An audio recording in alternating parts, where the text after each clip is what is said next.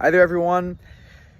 I hope you're having a wonderful start to Chanukah, and I hope you're being inspired by all the pictures that you see coming through and the stories you see coming through of our amazing mission to Israel. And we wish continued hatzlacha to all those from our shul who have gone to give chizuk, to give strength to all of our brothers and sisters in Israel. I want to share a very short thought as we head into Shabbat Chanukah, Parshat Vayeshev. I'm actually going to relate it to the Parsha, but it also relates to Chanukah as well. Potiphar was the person in Egypt who was quite a high-ranking official in the Egyptian world, and he brought in Yosef as a slave, essentially, in his house after Yosef had been thrown in the pit, ended up on a caravan going all the way down to Egypt. And he ends up in Potiphar's house, working there for Potiphar. And the Torah describes that Potiphar noticed that all that Yosef did, Hashem was helping him in his ways, that Hashem imo, that God was with him. And reading this pasuk, it obviously begs the question, how did Potiphar know who Hashem was? How did he know about God? The Egyptians had their own God. They had their own belief system. They believed in the God of the sun, the God of the moon, the God of the stars, the God of the Nile. They had all sorts of gods. But they didn't know Hashem. So how could Potiphar know that this Hashem was helping Yosef? How could that even be? And Rashi says, answering, quoting the Midrash, says, Shem Shamayim Shagur Befiv. The name of heaven, that God was frequently, the name of God was frequently in the mouth of Yosef. That everything that Yosef was doing, he was always giving credit. He would finish a task and he would say, oh, Baruch Hashem. He would say, Bezrat Hashem, with God's help. He would always be giving thanks and credit to God.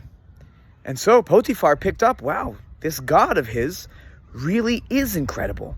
Because everything Yosef touches, everything he does in my house is perfect. And here is Yosef, who has found himself in the most precarious situation. He's a stranger in a foreign land, not in control of his own life. And yet, the Midrash envisions here that the way that he makes it all come together, the way he survives and pushes through the greatest adversity of his life, was by keeping Shem Shamayim, the name of heaven, in his mouth frequently. That in times of darkness and despair for the Jewish people, we continue to lean on God and our faith. And as we think about this Chanukah and we recall what happened over 2,000 years ago, when the mighty Greeks outnumbered the Jewish people, and yet, despite that, our continued faith in God helped us overcome that difficult moment in Jewish history. We reclaimed the Beit HaMikdash, and we're able to continue our way of life. And as we are in a challenging moment now in our people's history, we must take the same approach. Shem Shamayim Shagur Befiv, or maybe it's better to say Shem Shamayim Shagur Befinu. That in our mouths should the name of heaven continue to be frequently found. We continue to turn to God in tefillah. We continue to give credit to God for all the miracles that have happened amongst all the destruction and the tragedy. There have been miracles.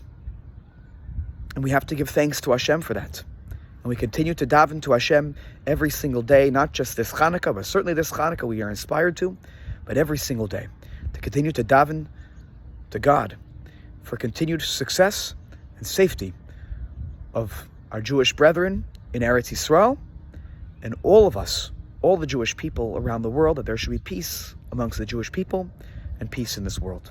Shabbat Shalom, Chanukah Sameach to everyone.